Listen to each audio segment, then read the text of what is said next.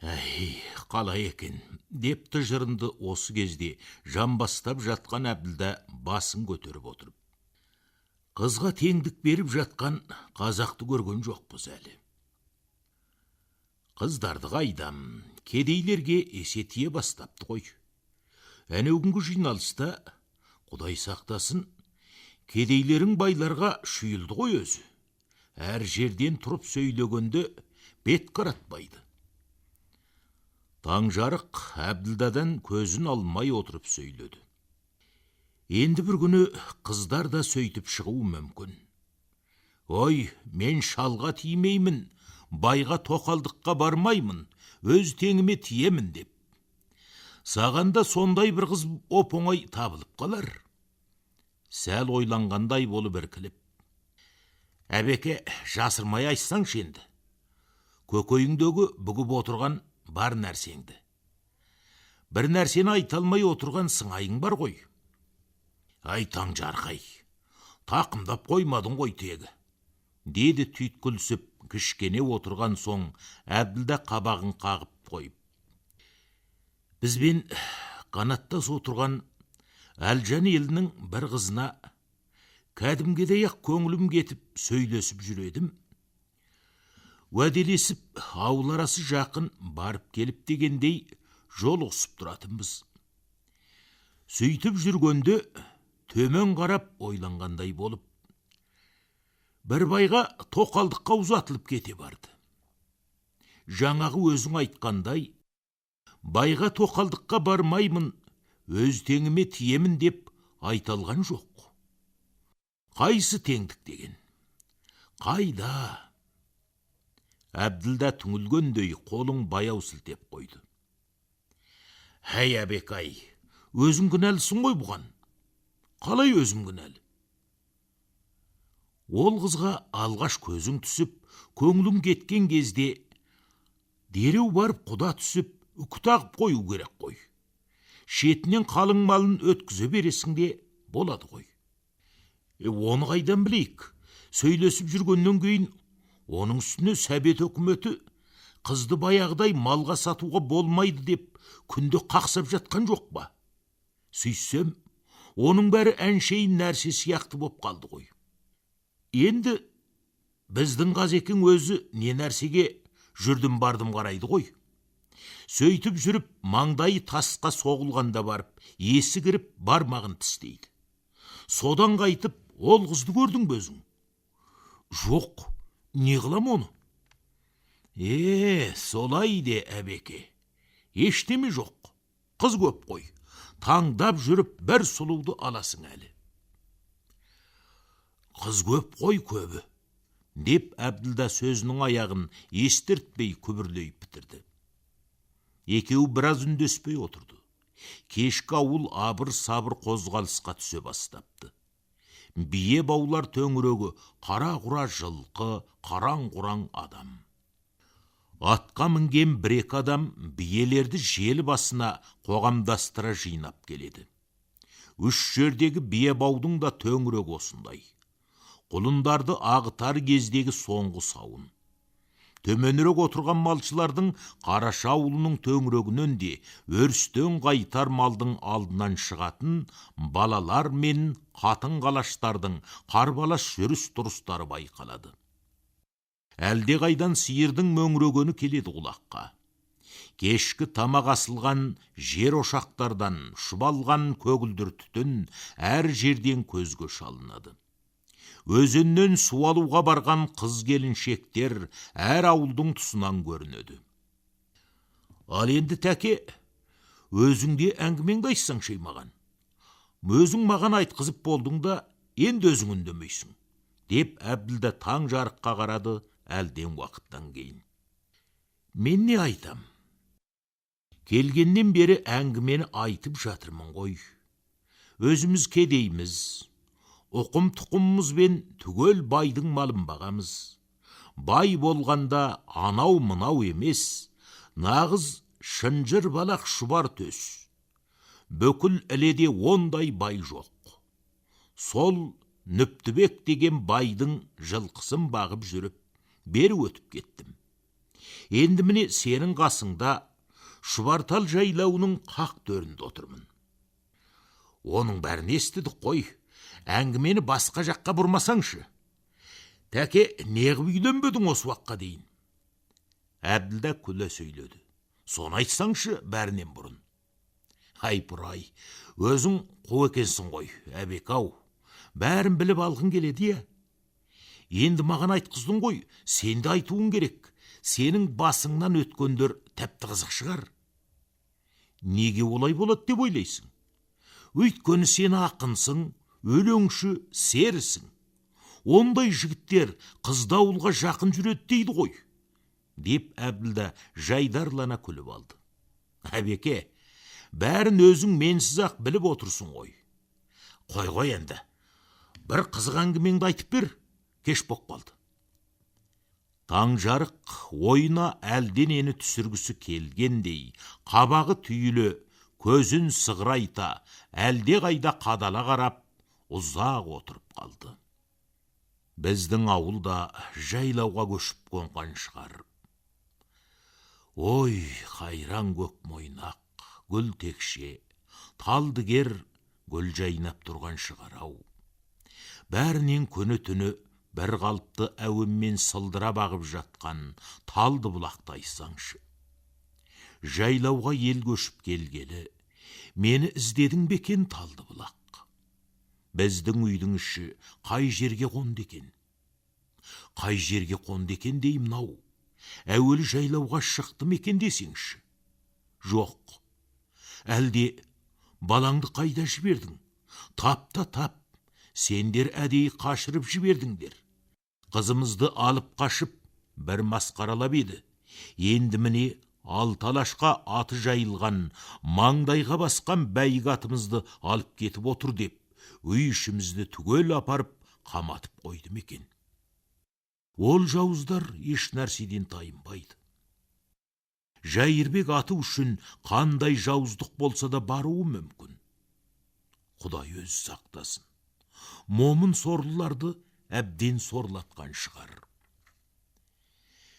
Бір сәт осындай ойларға берілген Таңжарықтың жүрегі шым етіп шәншіп кеткендей болды.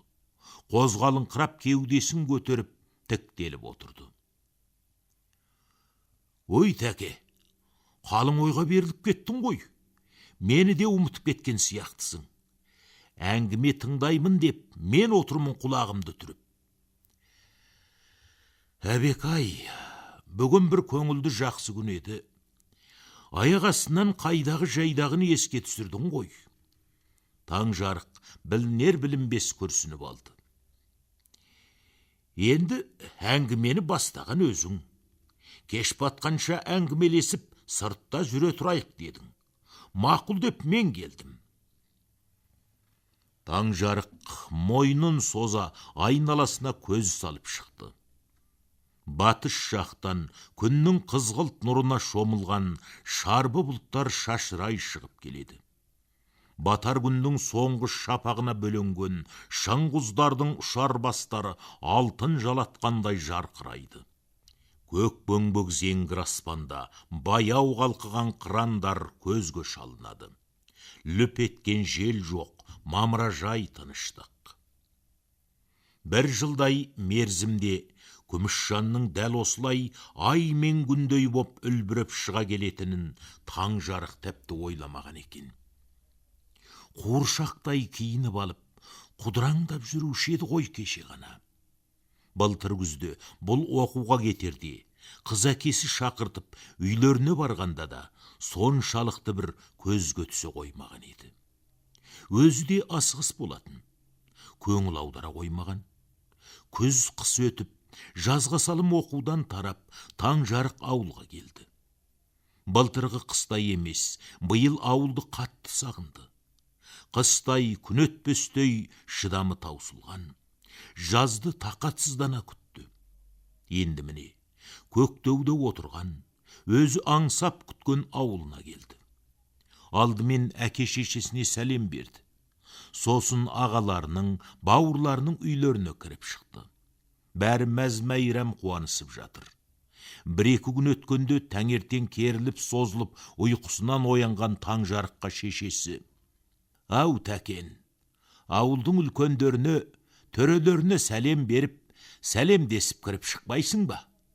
Аунап-қунап демалдың ғой бір-екі күн. Жолдының жаман баласын оқуға жіберіп едік, танауын көтеріп өзімізге сәлем де бермейді әуелі деп жүрмесін шырағым», деген еді. Шындығында таң жарықты Күре қаласындағы 3 жылдық мектепке жіберген осы ауылдың Нүптібек, Жайырбек, Еркінбек, Мақсұт сияқты байлары болатын. Олар мұны оқып адам болсын, көзі ашылсын деген жоқ. Жеке өздерінің қамы үшін, белгілі бір мақсатқа пайдалану үшін жіберіп отыр. Мыңғырған малы көп байлар жыл сайын Құлжа сияқты үлкен қалаларға жүздеп мыңдап мал айдап базарға салады. Сондағы алыс-беріс есеп қисабына хат танитын, есепке жүйрік адам керек болады. Оған олар осы таң жарықты қолай көреді. Өйткені мұның елгезек пысық еті тірлігі қызықтырады. Оның үстіне бір қыс молдадан оқып, оқуға есепке деген зеректігі өзге балаларға қарағанда ынта ықыласының молдығын байқатқан. Сөйтіп, олар өздері қаражат бөліп, осы Шетанға оқуға жіберген болатын. Соның бір жылын бітіріп келген беті бос еді. Содан үлкен сәске кезінде ауылдар алауға шықты. Біреулер: «Жүдеңкіреп қалыпсың, оқу өтіп кеткен бе өзіңе?» десе, енді біреулер: «Таралып өсіп, жігіт бопсың ғой» десіп жатыр. Қызық әйтеуір, қайсысына сенеріңді білмейсің. Жағалап Жайырбектің үйіне келген. Жақсы қарсы алды, риза боп қалды. Сонда осы бұрала басып кіріп шығып жүрген күміс жанды танымай қалған. Тіпті әуелде «Бұл кім болды екен? Мұндай қыздар жоқ сияқты еді ғой» деп отырған. Бір уақытта шаншыла келіп отырып қымыз құйды. Қараса Күмісжан қолына жаңалған кесе толы қымызды төгіп ала жаздады. «Япыр-ау, мені не қара басты? Мынау Күмісжан ғой, қалай өзгеріп шыға келген?» Содан не ішіп не қойғанын білмейді. Әкесінің көзін ала беріп, Күмісжанның бас аяғына қарап шықты. Жүрегі лүпілдей соғып, аузына тығылды. Қыз деген осындай аяқ астынан бой жетіп шыға келеді екен-ау.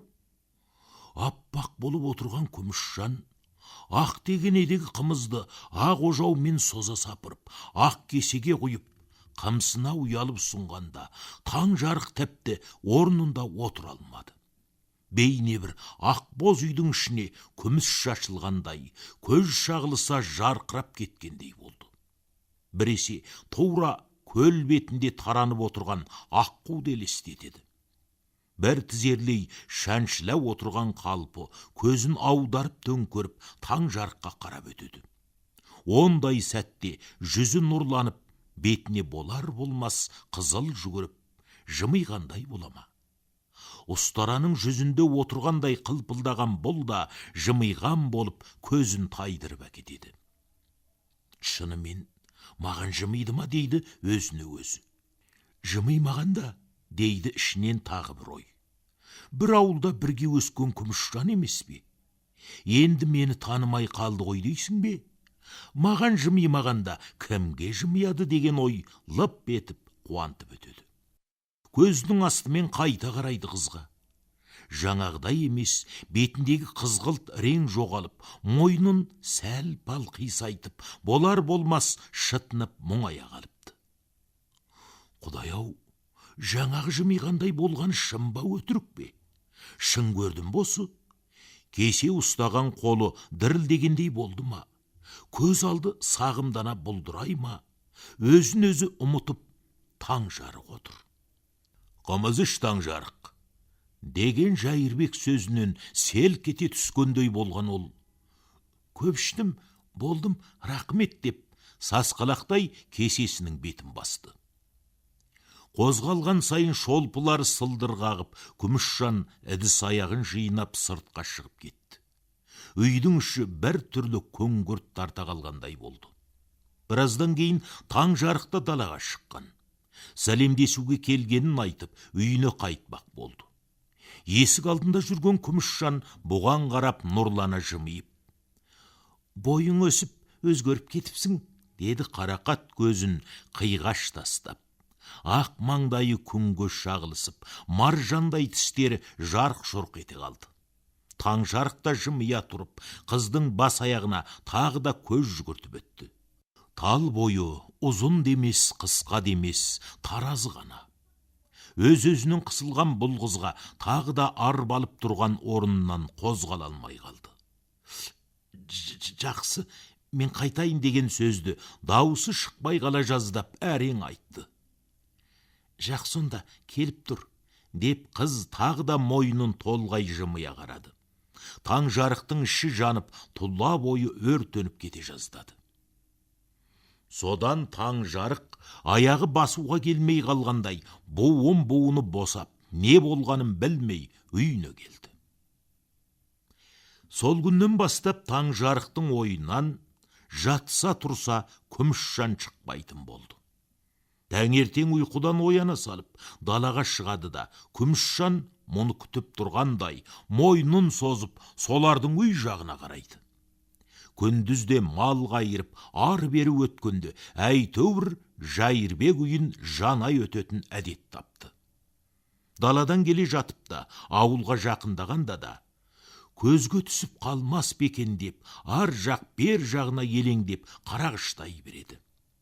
Мұндайда кейде суалуға шыққан Күмісжан ұшырасып қалса, таң жарықтың жүрегі алып ұшып, қуанышы қойнына сыймай кетеді. Ал кездеспей қалса, бір түрлі ұнжырғасы түсіп, көңілсіз келуші еді үйге. Көп кешікпей ел жайлауға көше бастады. Әдеттегідей алдымен көш жүреді де, мал соңынан айдалады. Таң жарық ағасы Қайырбекпен бірге жыл қайдасты. Қазақ үшін көште мереке. Жұрт бұл күні барын киіп, бақанын ұстап дегендей жасанып шыға келеді. Әсіресе жастар жағы ерекше көңілді болады. Кең аңғар сайды өрлей, ұбақ-шұбақ қозғалған көшті жанамалай, бір топ қыз бозбала күліп ойнап кетіп барады. Оларды сонадайдан көріп келе жатқан таң жарық жылқыны тастай беріп, астындағы кер төбелді сылаң қақтыра ойнатып жетіп келді. Бар жақсыларын киіп, жүрісті аттар мен тайпалған жорғаларды таңдап мінген боз балалар мен қыздар шындығында әзіл қалжыңымен күліп ойнап жарасып келе жатыр екен. Таң жарықты көріп, бәрі жамырай шуласып кетті. «Ой, таң жарық келді, таң жарық! Ей, мынау қайдан шыға келді? Ой, нағыз ақын, әнші енді келді. Беріңдер домбыраны таң жарыққа, шырқасын бір әуелетіп», десіп қаумалап ала жөнелді. Аузына басқа сөз түспеген таң жарық атын ойқастата бастырып: «Жарайды, жарайды, алдымен сендерді бір тыңдайықшы, айта беріңдер», деп қызыл жасыл топ ішінен көзімен Күмісжанды іздеді. Күмісжан бүгін тіпті ерекше еді. Төңірегіндегі басқа қыздар бір төбе, Күмісжан бір төбе екен. Шіркін, топ қыздың ортасында келе жатқан Күмісжан да таң жарықты көрген бойда жайдары мінезімен: «Ой, сен қайда жүрсің? Бізбен бірге неге жүрмейсің?» деп қуанып кетті. Үкілі камшат бөркі майда тербеліп, тайпалған бөрте жорғаның үстінде ырғалып отыр. Көлгін түсті бүрмелі көйлегінің етегі жайылып, шолпы сырғалары сылдыр қағып, құлағын қайшылаған бөртенің күміс жүген, күміс төлген өмілдірік, тартпа құйысқанымен жараса сыңғырлап, өзінше бір әуен салып келеді. «Көш көлікті болсын, өзің бүгін тіпті жайнап кетіпсің ғой, Күмісжан». Жақындай бере атының басын тартқан таң жарық күле тіл қатты. «Енді осындай күні жайнамағанда қашан жайнаймыз? Адам емес, мына жер беті, айнала дүние түгел жайнап тұрған жоқ па?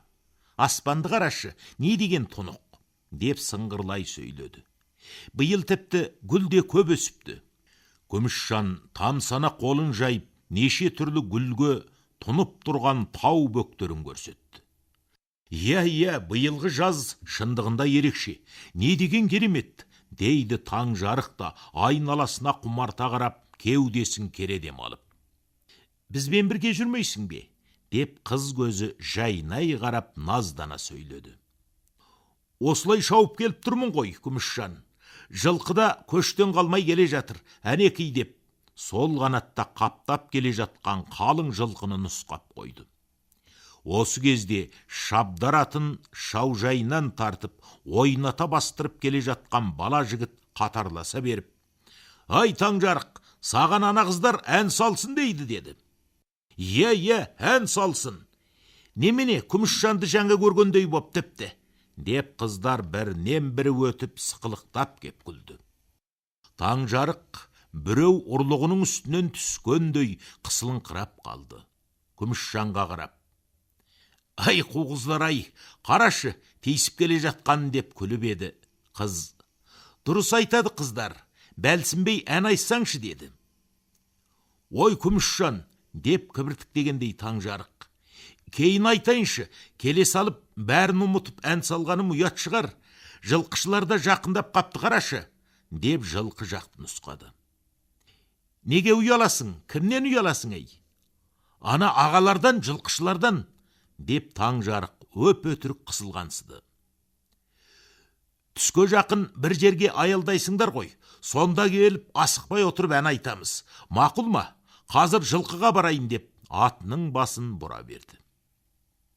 Алғаш ән салсам бекен деп ойлаған Таңжарық, бірақ бұлармен басында бірге келе жатпаған соң ыңғайсыз көрді.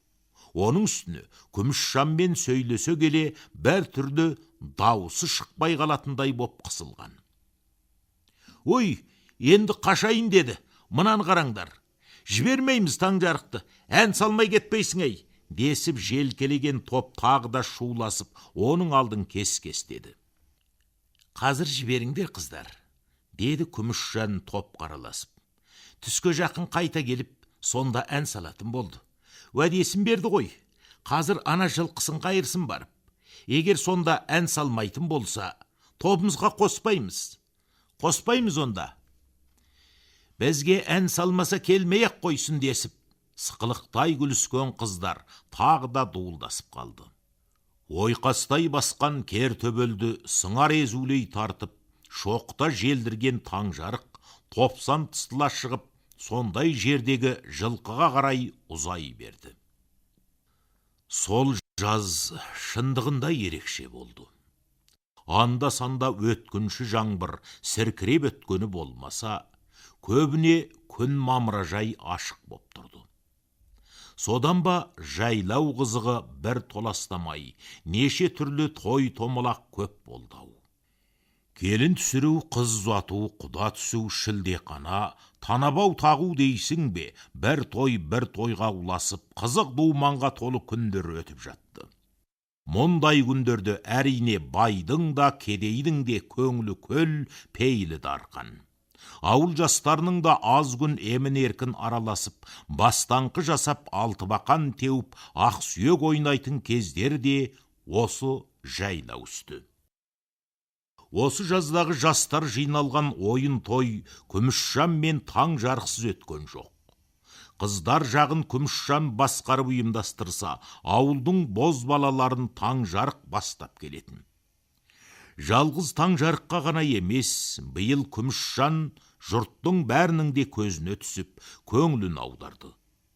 Оның үріп ауызға салғандай үлбіріп бой жеткенін, сөйлеген сөзімен жүріс тұрысындағы ерекше бір инабаттылық пен сынық әдепті көріп, сүйсіне әңгіме етісті. Ауылдың қатын-қалаштары қыздарына Күмісжанды үлгі ғып сөйлейтін болды. 3-4 әйелдің басы қосылса, осы Жайырбектің қызын тамсана сөз етісетін. Мұндай әңгімелерді естіген сайын Таңжарықтың Күмісжанға деген құштарлығы арта түсті. бір күн көре алмай қалса, кәдімгідей қоңыл тақсып, еш нәрсеге зауқы соқпай жүретін. Таң жарық ағасы Қайырбекпен бірге жылқы бағып көбінесе ат үстінде болды. Кейде 2-3 жылқышымен бірге түнгі күзеткеде шығып жүрді. Ондай түндерде жылқы жусап, ай туған кезде бөктерлеп ауылға келуші еді. Іркес-тіркес отырған ақшаңқан үйлердің жоғарғы жағындағы, тұмсықтың айлам басындағы жазықта у-ду шулап, алтыбақан теуіп жатқандарға барып қосылатын.